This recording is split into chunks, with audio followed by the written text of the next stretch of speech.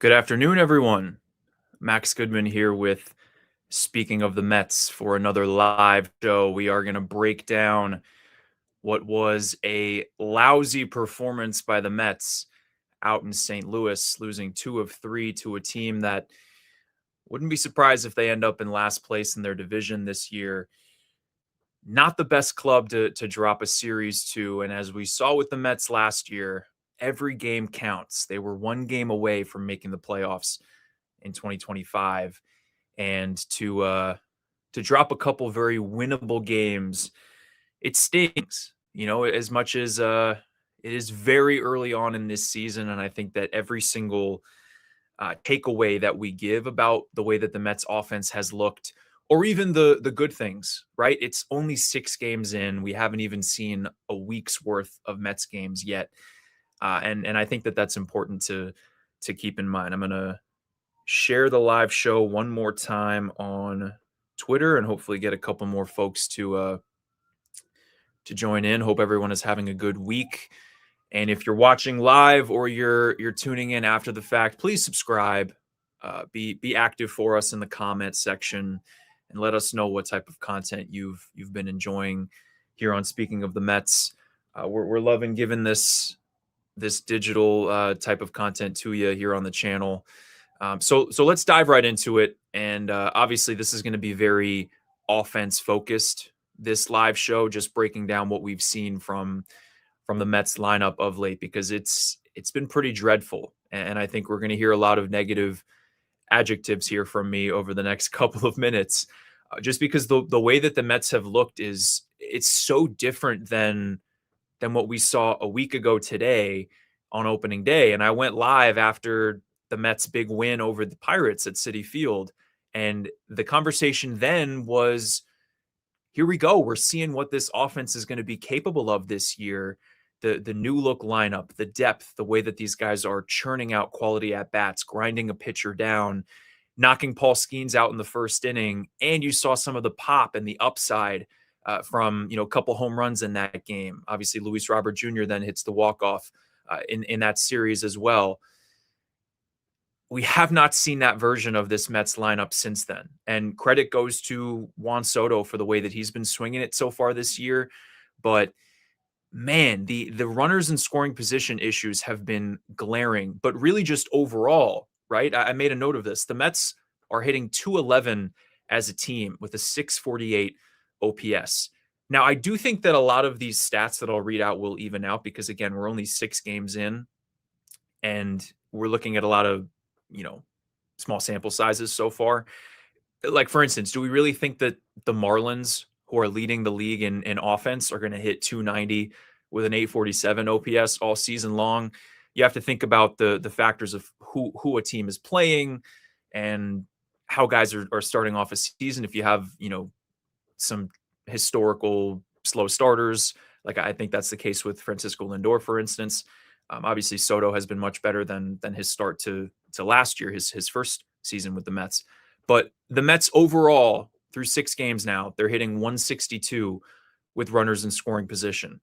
And while it's a good sign that they've had 68 at-bats with runners in scoring position, it's not a good sign that they only have 11 hits in those spots. And the last couple of games, or more than a couple, really going back to game 2 after opening day, they just have not been able to come up big in those spots, the run scoring opportunities. So they haven't been striking out too much, other than that one game where they struck out 16 times. They've been walking at a high rate, but when they have these opportunities with guys on base, they've continued to chase those big hits, and it's been elusive for them, which goes against, I think, the expectation for this lineup with the types of hitters that they brought in. And obviously, Bo Bichette has not looked as advertised through these first 6 games as well. But you run through these last couple of games. I mean, yesterday in St. Louis, the Mets were 0 for 11 with runners in scoring position, leaving 11 runners on base. And the last 3 innings, they lose an 11 on a walk-off. But the 11th, 10th, and 9th, because of Jorge Polanco's double to lead off that 9th inning, they had 3 full innings with essentially the automatic runner starting the inning on second base and could not come up with one hit to give them a run in that spot. And I believe it was 5 hits overall as a team. Obviously, Soto goes deep, and that's encouraging for the Mets to have some pull side pop, and I'll get to that in a little bit. But it barely overshadows the fact that Francisco Lindor was picked off at first base moments before. So that turned out to be a difference for them. That run could have changed the game. And well, we'll get to the comments in a second. But Tony, I appreciate you. Let me just keep running through this series first. Back on Tuesday, Mets didn't have a hit with runners in scoring position. They got shut out with only 3 hits in that game, which was obviously a grotesque performance, again, against a bad team. And then to start that series, 1 for 14 with runners in scoring position, leaving 11 runners on base. Sunday against Pittsburgh, 2 for 10 with runners in scoring position. And Saturday, 3 for 14. So since opening day, if I remember this correctly, I believe they're hitting 113 as a team with runners in scoring position. And that's not going to continue. I mean, they are going to do better. It's just the way that those at-bats have been going, it's an eyesore. It's hard to watch. And again, I'm repeating myself, but they've had a lot of opportunities, which is a good sign. But it doesn't seem like the same at-bats that we've seen in spring training and then on opening day are continuing in those spots. We're seeing, and Carlos Mendoza talked about this after the game yesterday, that the Mets are expanding the zone. And I made a note of a tweet from Anthony DiComo from MLB.com that the chase rate for the Mets is up a bunch with runners in scoring position. And he tweeted out the image of the strike zone with all of the different plots of pitches that the Mets have been swinging at. And Bichette is a big culprit of this, where I do think that the Mets are pressing, that these games are piling up and there have been no results, and they're going out there, okay, I'm the guy that's going to have to change the tide here, and it's not happening. They're expanding their zone. They're not waiting for the right pitch to hit over the plate, and that's been snowballing for them. I mean, they scored 11 runs on opening day, and they have 12 runs scored since then. And like I said, some of these games, they're so winnable, and yet they might regret that down the stretch. And you can dive into maybe the bullpen usage and how Mendoza's and the Mets have not necessarily gone to their high leverage guys as often early on. I think that's more defensible because the Mets are trying to make sure everybody's fresh and healthy all the way through late October. If everything goes according to plan, that's what they're shooting for here. But you can't keep losing these close games, especially against teams that you want to be beating up against. And we'll see how things go now as the Mets head to San Francisco. I'm going to jump around a little bit. I made a note of some of the quotes from what the Mets were saying last night. And I mentioned this a little, I alluded to it, that Mendy said the Mets have been ultra aggressive and expanding with runners in scoring position, and that they have to get back to what they do well, controlling the strike zone, getting good pitches to hit, and then doing damage on those pitches. Good hitters just haven't been getting it done for them. And that's really the best way to describe it. I mean, I do think that this lineup has the ability to take this team on a deep postseason run. And for the fans out there who are pressing the panic button, I put that in the thumbnail for this live show, it is way too early to be doing that. We're like 3% into the season, and it's not the time to be abandoning ship on the changes, I think productive changes that the Mets made this past offseason. If they stuck with their same core and Pete Alonso and Brandon Nimmo and Jeff McNeil and Edwin Diaz got off to a slow start, I'm sure that everyone 6 games in would have been clamoring for David Stearns to have made more moves and maybe moved on from those folks. So you have to keep the same energy both ways. And as much as the frustration with watching someone like Bichette struggle so much early on is justified, you have to also keep in mind that, Luis Robert Jr. has been great so far. Kodai Senga looked awesome in his first start of the season. Keep that same energy. They've been great, but also you just don't know how their full season is going to go because of their track records. The track record for Bichette is that he's going to be one of the best pure right-handed hitters in all of baseball, and that his his numbers will even out. Last year, he was the best hitter in all of baseball with runners in scoring position. He's led the league in hits multiple times in his career. We're just seeing a player who's not looking like himself right now. But, is Luis Robert Jr. going to be one of the best hitters in the Mets lineup for a full season? It's certainly possible. That would elevate the Mets ceiling in 2026 if that was the case. But we can't count on that just yet because it's still way too early. Is Senga going to look like an ace? We saw it in 2023, but these last 2 years, that's not been the case for him. So it's much too early to jump to conclusions in either side of the spectrum, I guess is what I'm trying to allude to here. I mentioned in the title for this live show, what's the biggest concern looking at how the offense has been performing of late, and it's been putrid. Again, more adjectives describing just how badly the Mets have been playing on offense. Two things stand out to me, and this can tie into what I was just saying about how it's way too early to jump to conclusions. But Marcus Semien has not been playing well so far. And I think that of all of the folks that the Mets brought in, he was a concern offensively because of the way that his career has started to slow down at the plate. He's several years removed from that MVP caliber infielder that we saw when he was with Toronto and Oakland. I think I'm forgetting one more team. Obviously, he ended up with Texas and then was acquired in the Nimmo trade. And that's the perfect example, right? I mean, Nimmo has been raking so far for the Rangers, Semien not so much with the Mets, but that's not why the Mets made that trade. They brought Semien in for defense. We've seen him make some good plays up the middle at second.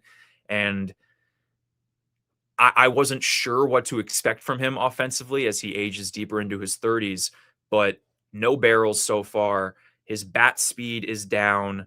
And that to me is a tangible concern because if I'm not mistaken, he didn't really excel in spring training offensively.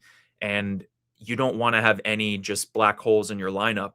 And obviously it's more magnified when a player like that is struggling because everybody else is too, right? It would be totally different if the Mets were churning out 10 runs a game. Maybe Semien was off to a slow start. Then you say, okay, we can be patient with him. And I think you still should be patient.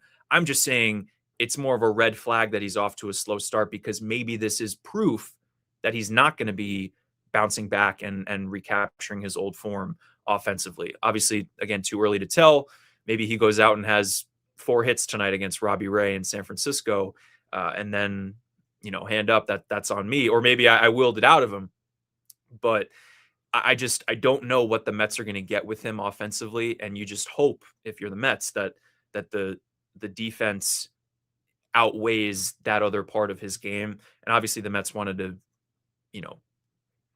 upgrade defensively in the outfield by moving on from Nimmo and changing up the financial situation there with his contract and how that was going to age. So I think it's way too early to start considering that one of the worst trades for the Mets. Obviously, it's only been 6 games. The other thing is Carson Benj against the fastball. And, correct me if I'm wrong. I don't know if you guys agree. He doesn't look like the same hitter that we saw throughout Grapefruit League play, spraying the ball to all fields, holding his own, going deep into counts and getting on base consistently. He's looked overmatched more than I expected early on, I guess. And, you go back to opening day where even in that brutal inning for Paul Skeens, he threw 3 fastballs right by Benj, swing and miss, swing and miss, swing and miss. And yes, Benj does have a home run already. He's shown some flashes, but he doesn't look as comfortable, I think, as the Mets would like against the fastball. And against that pitch, he's 1 for 12 so far. I think the one hit, I didn't look this up, but I want to say it was a ground ball the other way. So he really hasn't squared up fastballs consistently, and you got to be able to do that if you're going to excel at the big league level. He has a 25% whiff rate on fastballs too. It seems like up in the zone, he hasn't been able to catch up to that pitch. The home run that he hit was on the sweeper from Justin Lawrence, the Pirates reliever, in that first series. So he does have the pop to pull the ball in the air and have some extra base hits. We just haven't seen it consistently from him. But we also haven't seen the flares to left, the base hits up the middle as much. Is that grounds to send him down and say he needs more at bats in AAA? No, of course. I mean, it's so early.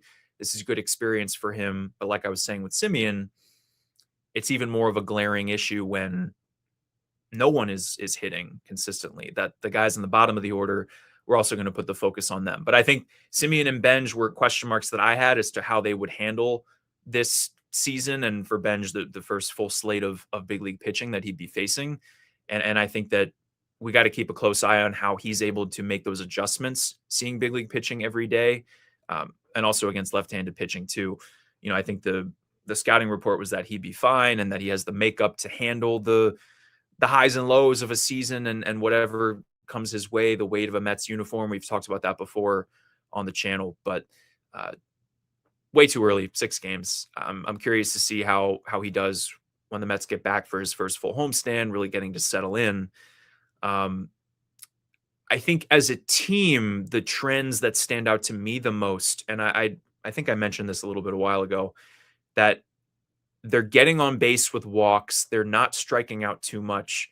But when it comes to balls in play, the Mets are not pulling the ball in the air with authority. They're really not hitting the ball in the air very much at all. And the Mets, I looked up on Baseball Savant this afternoon. They're in the bottom third in the league in barrels. They have the 3rd lowest launch angle of any team, the 4th highest ground ball rate, the 7th lowest average exit velocity. And to put all of that together, only 6 other teams have pulled the ball in the air less than the Mets. And you think back to that Francisco Alvarez home run, game 1 of the year against the Pirates. It's like, okay, they've got some pop. Benj also hit a pull side homer.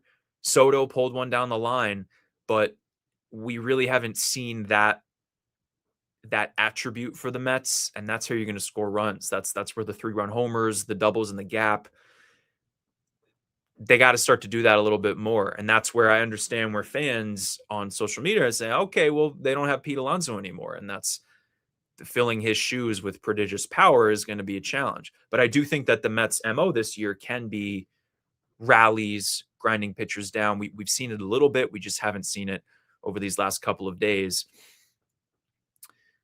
The other thing that I made a note of, and this is in the same vein as, it's only 6 games in. If you look at a team that the Mets are going to face in a couple of weeks at the Dodgers, the club that the National League runs through LA, obviously they just won back-to-back World Series. Mookie Betts, Shohei Ohtani, and Kyle Tucker are all hitting below 175 through 6 games. Ohtani doesn't have an extra base hit yet. So it's not like everyone is playing to their potential so far, right? We have to keep in mind that it is only a week into the regular season. But if these trends do continue for weeks at a time, and obviously that would be disastrous for the Mets with the runners in scoring position woes. They're not going to put runs on the board if that continues. Then you start to smash the panic button. But for right now, I think they should just, heading into this series in San Francisco, 4 games out there, we saw from afar the Yankees had their way with the Giants in that opening series, and their pitching staff dominated San Francisco's lineup. It's a big ballpark. It kind of swallows up some fly balls out there, especially earlier in the year. And that's a good point too. When the weather heats up, I think that'll help for the Mets in terms of some thump offensively and putting the ball in the air. But the focus should be staying within yourself and not trying to do too much, because I talked about this earlier. But if you're just joining us, the expanding the zone with runners in scoring position, trying to be the hero and pressing to end a couple games in a row where that's been such a concern, where they're having offers with runners in scoring position and chasing that hit that they end up losing by 1 run. I know that's tough, no matter what level of baseball you're playing at, but certainly in the pros. But that's what the Mets need to try to do better, and I'm sure that they're focusing on that heading into tonight's series opener against Robbie Ray, the lefty for the Giants.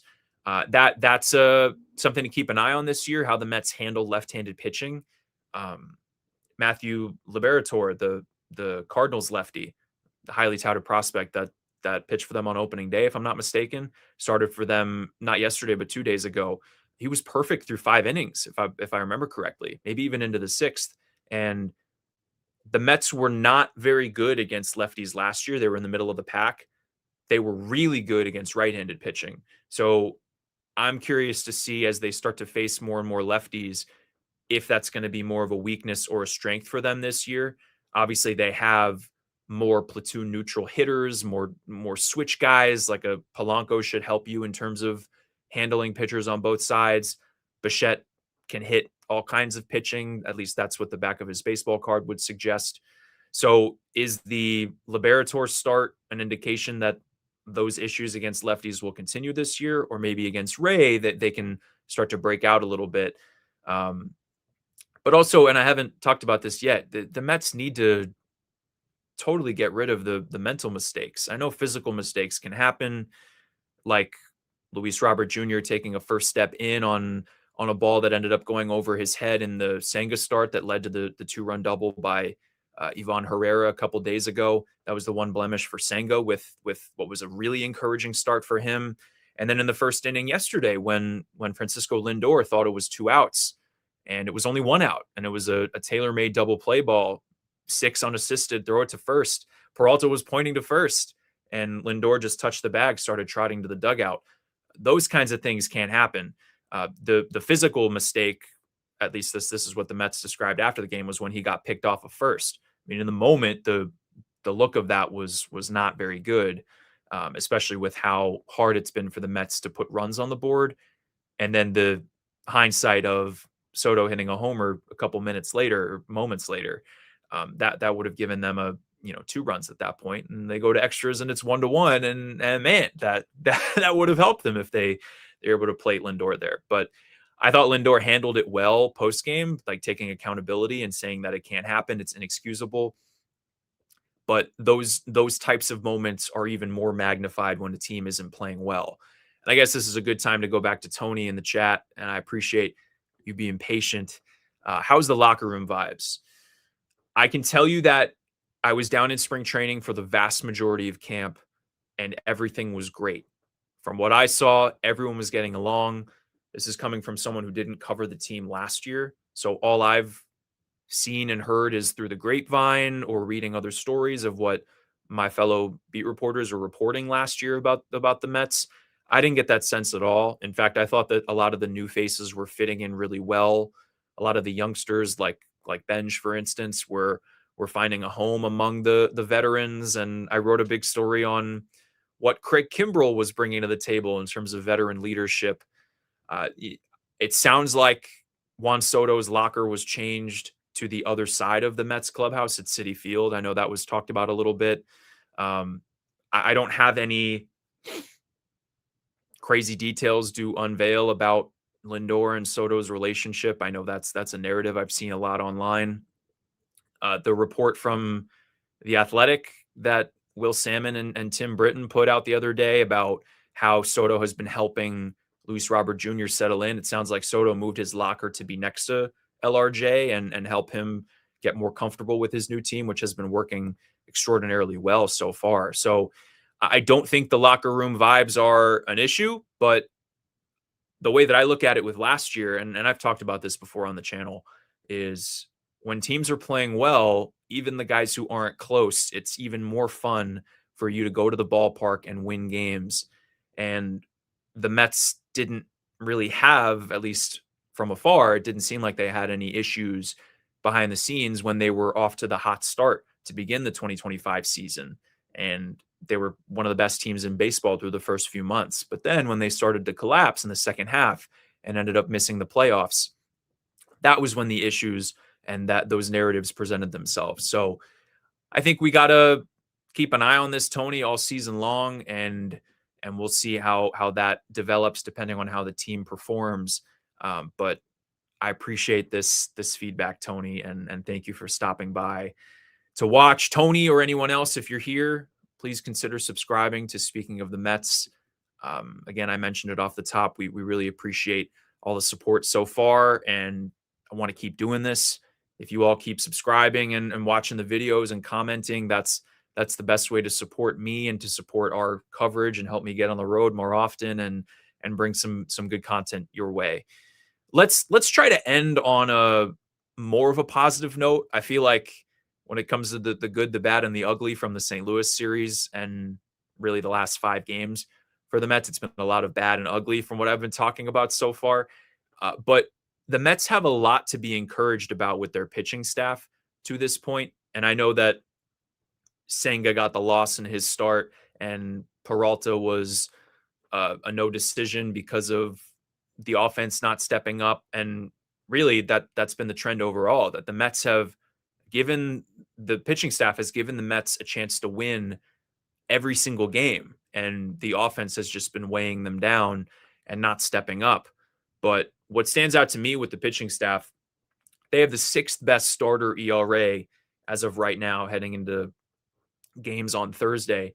And as much as, Peralta is living up to the hype as a reliable force at the top of the rotation, we saw Nolan McLean need to settle in a little bit on a windy day at Citi Field. I feel like he's going to have a great year, a great first full season with the way that he can spin the ball and the electric stuff that he has. We saw it last summer or closer to the end of the year.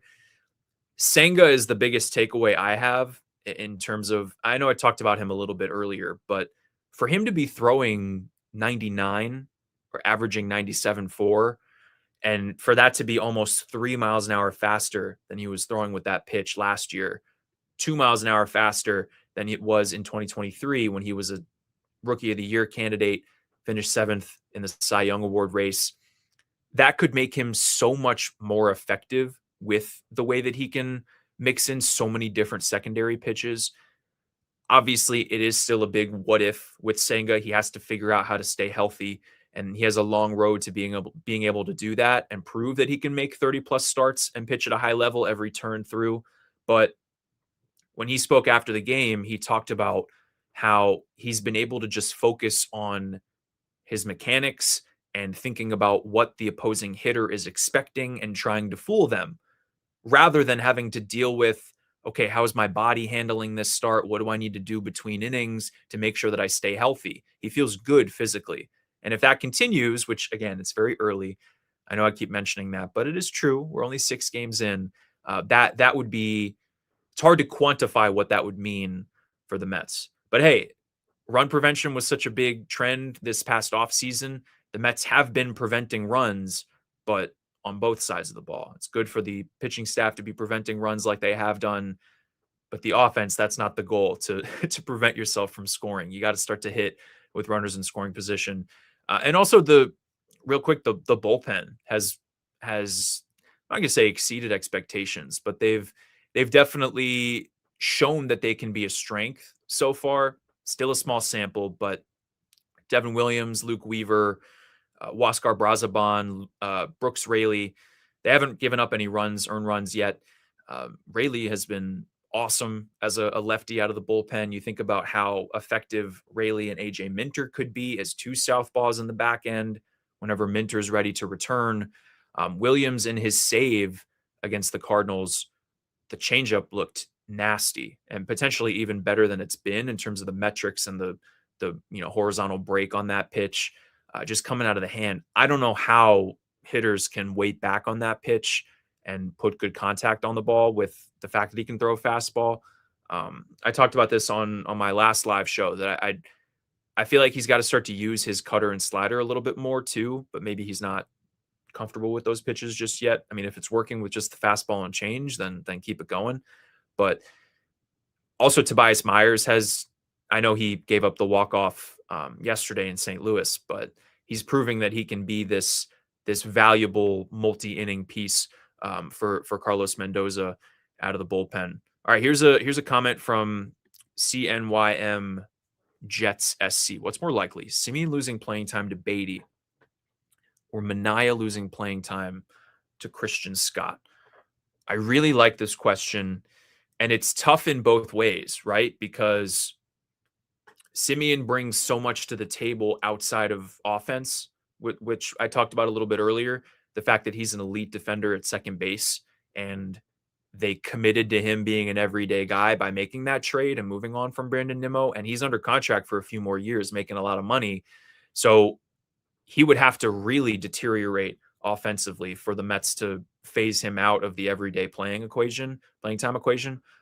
But it's a similar situation with Mania in that he's the Mets' highest paid pitcher, but if he's essentially going to be a reliever for them, like if everyone continues to stay healthy in the rotation, I don't necessarily see him leapfrogging anyone to make starts. And obviously, it's inevitable that guys will get hurt, but Christian Scott looked really good in spring training. And, I wasn't around in 2024 covering this team, but it sounds like he carried the same level of hype as what Nolan McLean had last summer or what he had going into this season, right? So he's good from Tommy John surgery. He's ready to go, and he's waiting for his number to be called in AAA when he gets there.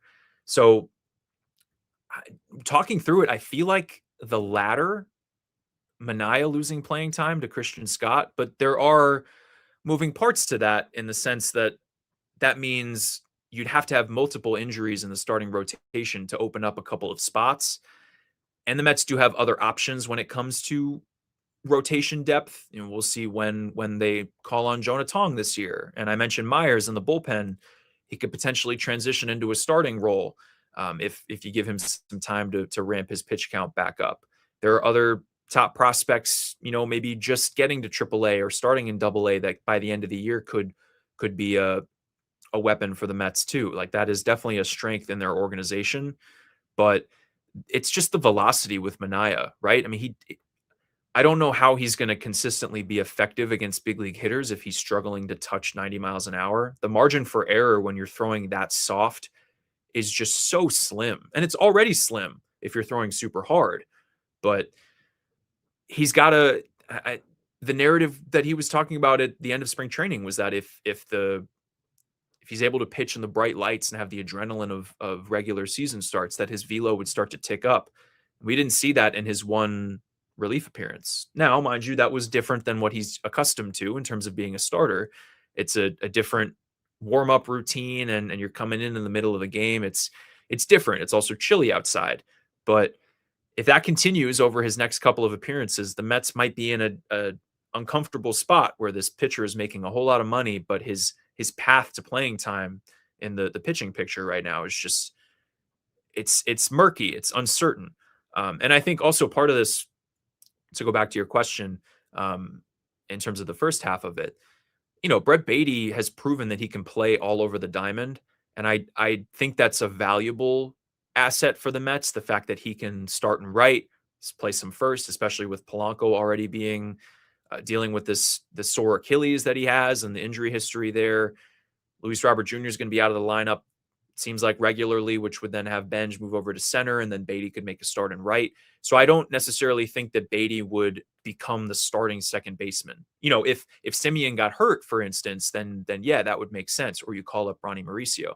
But I think the idea that we're going to see Baty playing different positions multiple times per week, maybe playing multiple different positions per game, that's more likely when it comes to that. But I really appreciate that question. That's a fun thought exercise for sure. Let's do one more question from Tony, and then we'll call it because we're already over a half hour here. How hot is Mendy's seat based on last year's collapse and a slow start so far in 2026? Hot seat is always going to be talked about with managers and coaches in New York, where the expectation is that you need to win a title. And covering the Yankees for all those years, there were conversations about Aaron Boone every single year when the Yankees weren't winning World Series, when that is what they are setting out to do. That's what the payroll would give them a chance to do in today's Major League Baseball. So if they go out and have a brutal first half to the season, I think we're going to be talking about this a lot, especially with, you bring in Kai Correa to be the bench coach with the reputation that he has as a future manager. And I think back to what owner Steve Cohen said in spring training about how the Mets are impatient about not winning, right? They're fed up with not getting over the hump. And as great as 2024 was, where they were only one round away from getting back to the World Series, it's been 40 years since they've won a World Series. And they placed a lot of faith in Mendoza a couple of years ago to bring him in and be the guy. And if it's not happening, this isn't me bashing by any means his character or his skills as a manager. Changes are going to have to be made. And we saw that with the personnel on the field, right? As beloved as the Mets core was, they didn't bring them a World Series. And at a certain point, David Stearns in the front office made changes. So this is not me saying that the Mets should fire Mendoza by any means. I think that he's a good manager. I've enjoyed interacting with him again after covering him when he was the bench coach in the Bronx. But if expectations are not fulfilled, then you start to think about what changes can be made. I think that's the best way to answer that question. So if you're asking me on a scale of 1 to 10, I don't know. I got to get back to you on that. But a slow start would obviously not be ideal for the Mets and really the whole Met universe because of all the changes that were made and the expectations going into spring training and the way that all signs pointed to this club being different and better. And if it ends up just being the same old Mets, which it's irresponsible to even indicate that that's going to be the case because it's only 6 games in, but then that's when the what starts to hit the fan, and the sports talk radio hosts will love that, and we'll certainly be talking about it more here on this channel. But Mets have a lot of time to figure things out, and I think they will. Big series in San Francisco. Hope you get those coffees and those energy drinks going to stay up late. I know I will. And then the Mets come back, and I believe they face the Diamondbacks and Athletics, the big triumphant return for Jeff McNeil to Queens in that homestand. And then very excited for the road trip to watch how the Mets fare against the Dodgers and the Cubs. That's later this month. But I'm getting a little ahead of myself now, thinking ahead that many weeks. So thank you, everybody, for stopping by. This was fun. We're already almost at 40 minutes, which is wild. Time flies. And we'll talk to you again soon right here on Speaking of the Mets. I appreciate you all. And one more time, don't forget to subscribe. See you next time.